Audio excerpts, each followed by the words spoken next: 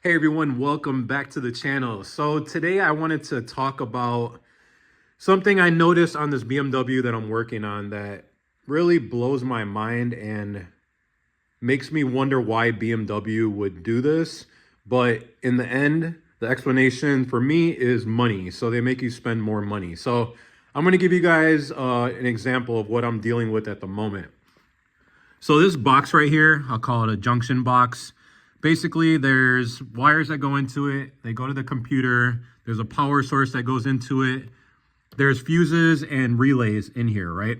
So I had an issue with the Valvetronic, and it wasn't getting signal from this box. So I wanted to look at it and see if there's a fuse or a relay, which is causing a problem. So when I was looking at it, this is a completely sealed box. There is no way to get into this. So basically what BMW says is you need to replace this whole part.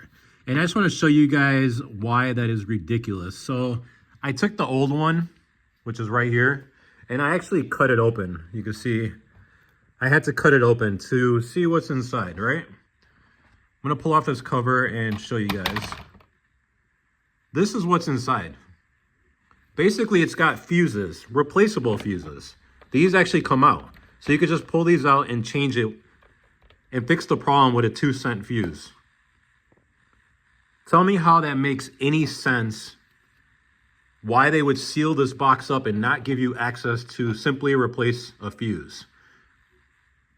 My theory on that is, so you have to go to the dealership. They tell you you need to replace this whole part. They charge you for parts and labor, and this isn't something you could just do yourself at home. This I do not agree with, and I don't know why they design it like that. 100% why, but that's my theory on it. If you guys have any knowledge on that or opinions, I'd love to hear it in the comments. Thank you guys for watching. Don't forget to like this video, and please don't forget to subscribe.